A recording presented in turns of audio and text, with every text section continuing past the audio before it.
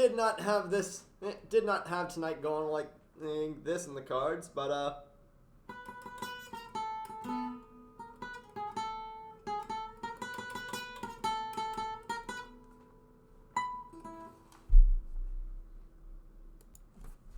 pretty much everything that I had praised this team for doing since they got shut out by Seattle, they went back on tonight. That is a 3-2 loss by the Boston Bruins at the hands of the Tampa Bay Lightning. Welcome back to Into the Den, everybody. Now, I'm not gonna lie. This game, I expected it to be. This game had quite a few things that I expected from the Bruins, and quite a few things that I didn't expect from the Bruins. Let's start with what I did expect. I expected this to be a really, really intense and chippy game. Both Tampa and Boston, despite having a pretty large discrepancy in their record, Boston coming into this game 38-5-4, and Tampa coming in I think at 30-15-1 or something like that. Despite having that large of a difference in their record, both teams were actually kind of even in most stats. Both the Bruins and neither the Bruins nor the Lightning had lost a game all season after leading after one. And to be fair, that still holds today, because the Bruins gave up a goal in the first period and they did not regain the lead to end at the end of the game. But also Linus Ullmark and Andrei Vasilevsky are two of the best goalies in the league right now. Both teams have a really, really good goals against out. Both teams have a really, really good power play percentage. In fact, the Bruins and Lightning are number 2 and number 3 respectively. I think the only team that has who has a better power play percentage than both of them is Edmonton. Although let's be fair, that's mostly because whenever Edmonton goes on the power play, it isn't because it's because McDavid, Draisaitl, Hyman. I was gonna say Evander Kane. Nugent Hopkins. You can make an argument for that Nugent Hopkins is instrumental to that. But let's go back to the goalie matchup, because this is actually a really interesting one. Because Linus Ullmark, with his last game played, it became the fastest goalie in NHL history to record 25 wins in a season, doing so in just 28 decisions.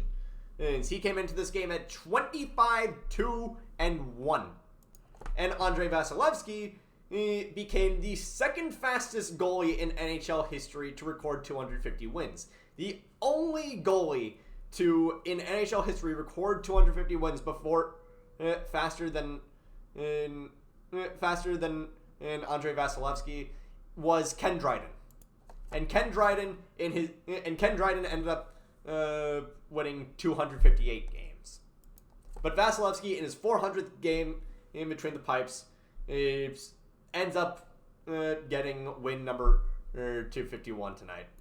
So let's talk about it first. But first of all, let's talk about the probably one of the bigger news for the Bruins: the fact that Taylor Hall is on the top line. The Craig Smith experiment on the top line is over, and that means that the 11, 12, 13 line is back, baby. We got Frederick, Coyle, and Smith all together on the line, and I gotta be honest, it was okay. It wasn't bad.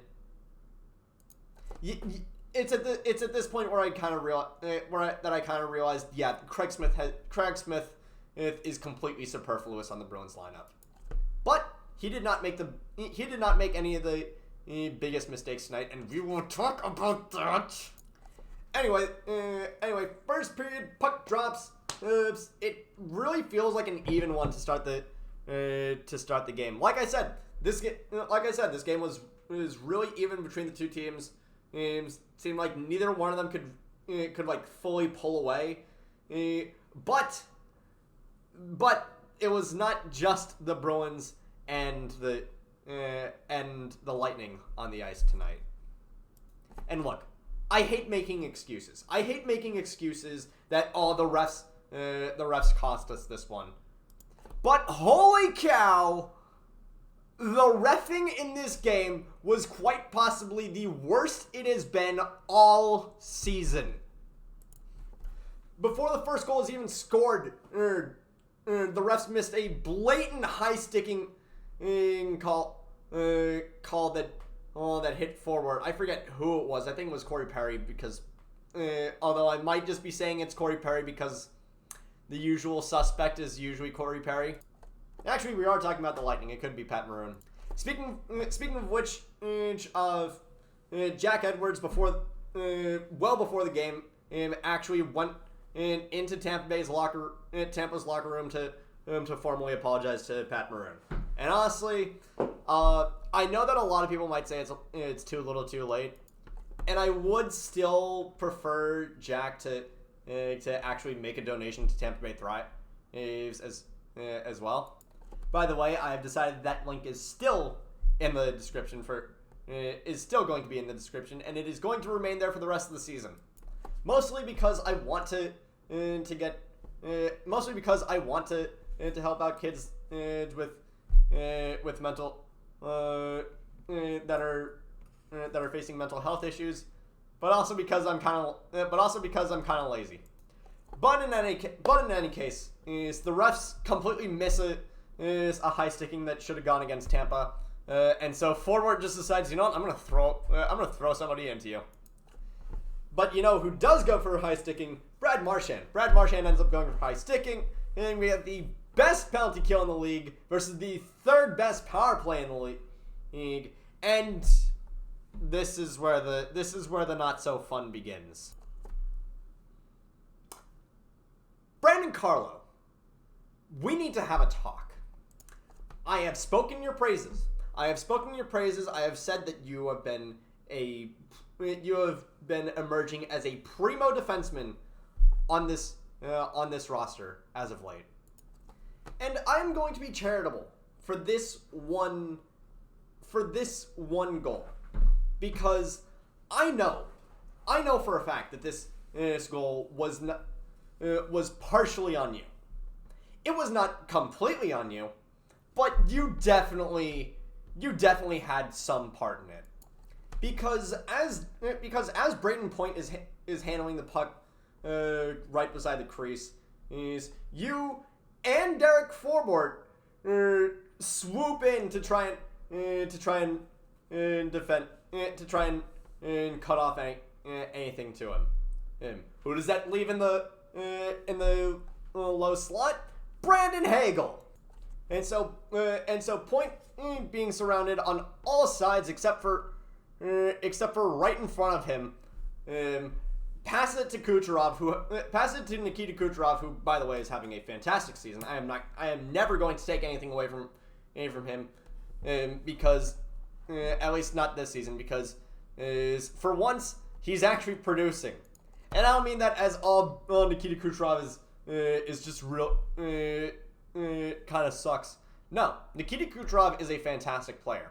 It's just that the thing with Nikita Kucherov is that Nikita Kucherov is one of the dirtiest players in the entire NHL, but nobody notices because first of all, he scores at more than a point per game, which Brad Marchand, I love you to death. You can't really say. You can't really say that Brad Marchand scores at more than a point per game. But it is either that Nikita Kucherov is a star player, and that's why nobody talks about why he's so greasy, or he's just constantly injured, which honestly is kind of the case sometimes. Now while he has played every single game this season, and during the last two, during the COVID shortened season to 56 and the first season after COVID, except for that one sort of stoppage that everybody had at the end of December because everybody got COVID around that time. But during that two season span, in one of which was 56 games, the other one was a full 82. He only played 47 games. 47 games throughout that entire period, leading to the very infamous 18 million over the cup. Anyway, I'm getting off on a tangent there. But Point is smothered except for right in front of him. He passes right to Kucherov because he's the only available passing lane. And Kucherov has a wide open passing lane to Hagel. Hagel kind of does some puck trickery and gets the puck and gets it behind Allmark. It's 1-0 Tampa.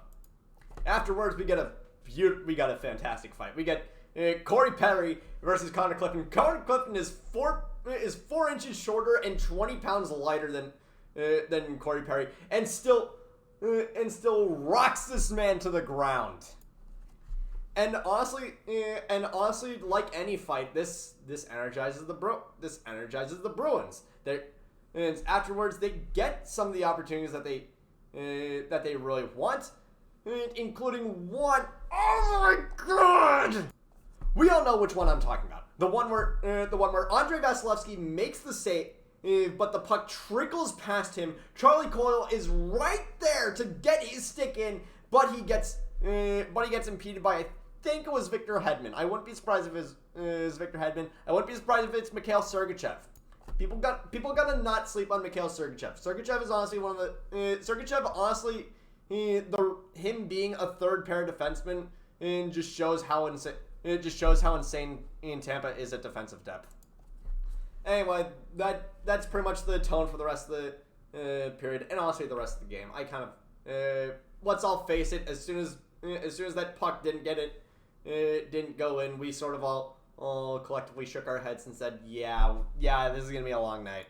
Second period, puck drops and we're on a 4-on-4 pretty much to start because Ian Cole took an interference penalty at the start, and Pasta ends up tripping Hagel with like a buck 2 left in the penalty. And then at the end of the second period, we get one of the most frustrating things I've seen in the past few games. Mikhail Sergachev pushes Taylor Hall into freaking Vasilevsky for to trigger a goaltender interference penalty, and then gets so mad at him for daring to run over Vasilevsky, even though he pushed him into him, that he just keeps cross-checking him to the ground. And can I just say something? I don't care who you are. There needs to be a penalty. If the replay shows that you push a defender in a way that makes them that would trigger a goaltender interference penalty. You should not be rewarded with a power play because you shoved this man into your own goalie. So Sergachev goes to the box and Hall goes because of course he does.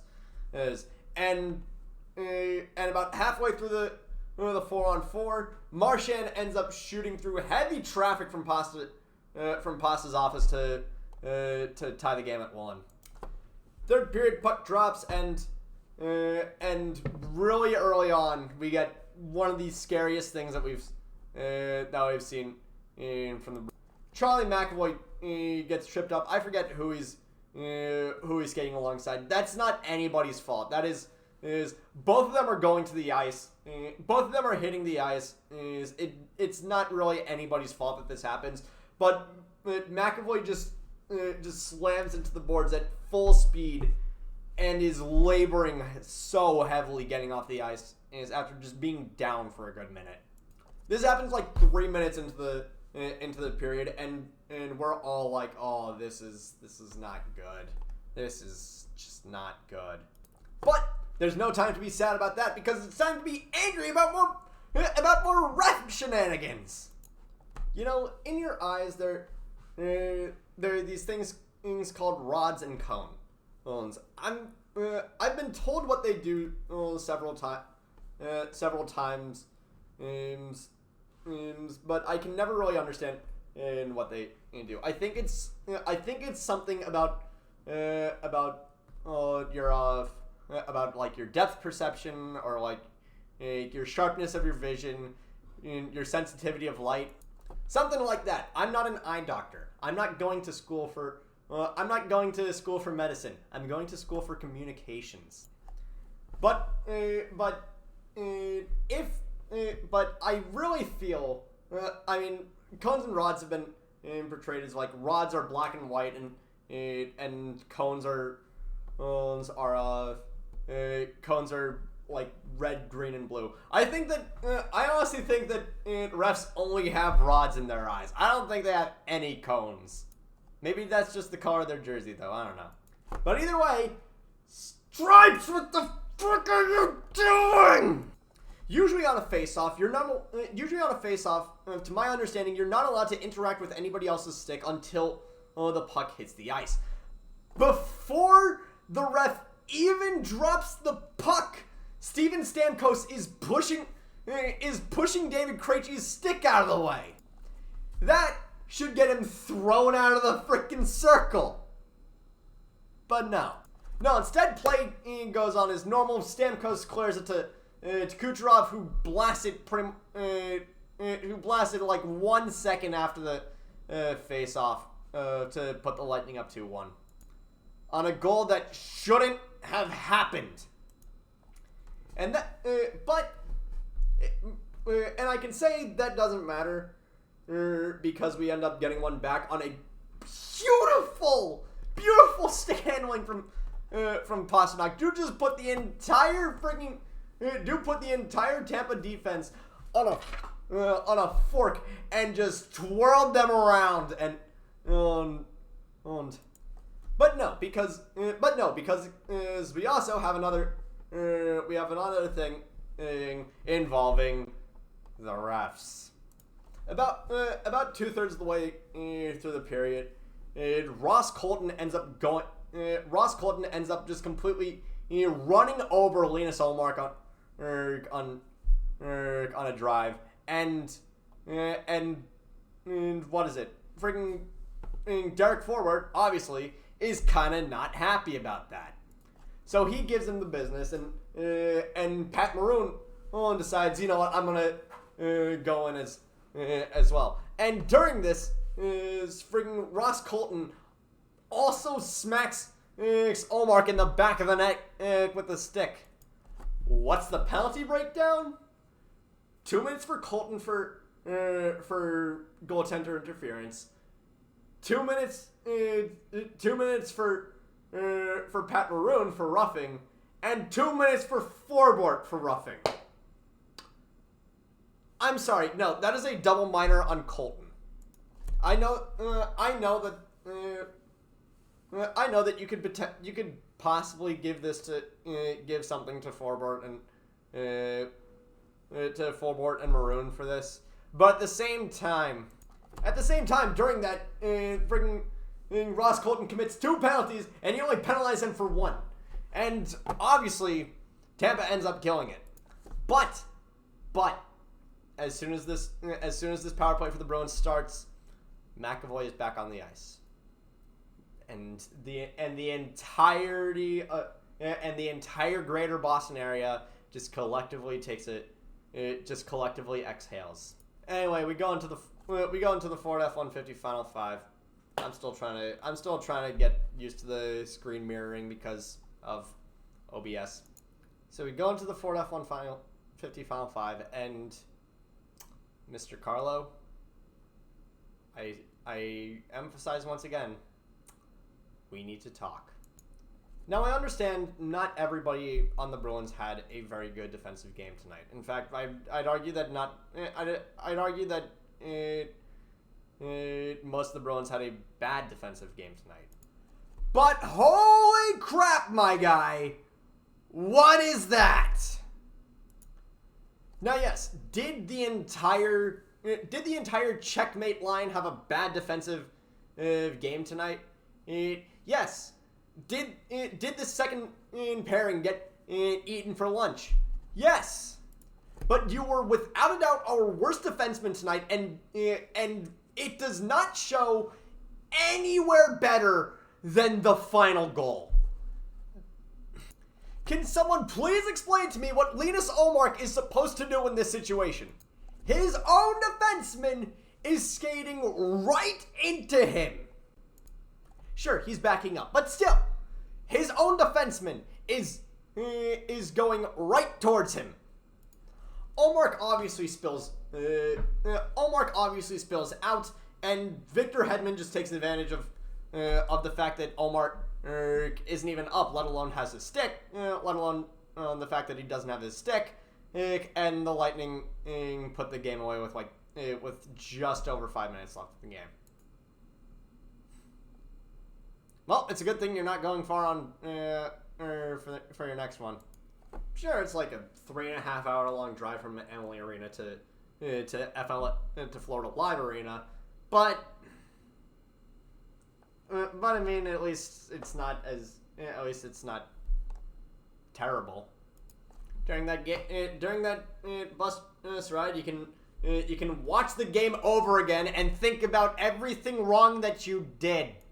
I gotta be honest, I'm not even really that mad at the Bruins on this one. Again, it's not really the Bruins' fault that they lost this one. I mean, yes, it is, but at the same time, you know what I'm saying. This was an easily winnable game for the Bruins, but at the same time, the refs just complicated so much of the game, and in a game that was generally even, maybe just a slight tilt for the Bruins, that factor of the refs just completely Tampa. It's all going Tampa's direction. And look, I know, bad excuse, but still, what else do you want me to say on this one? Do you want me to say that we deserve to lose this one? Because I'm not saying that one. We didn't deserve to lose this. We did not deserve to lose this one. Although, Carlo, you deserve a very, very stern talking to, mister. The refs screwed us on several different occasions. But at the same time, our defense didn't do anything to really make up for that fact. All I can say is you guys better thank your lucky stars that Florida kind of sucks. That Florida sucks right now because they realized, oh shoot, since we're just running on Kachuk, we're kind of screwed. But that is something that I talk about next time. But for tonight, thank you all so much for watching. There's the like button. There's the like button. There's the subscribe button. There's my most recent video. Down there is my Twitch.tv and Tampa Bay Thrives. I will see you guys again on Saturday. Take care.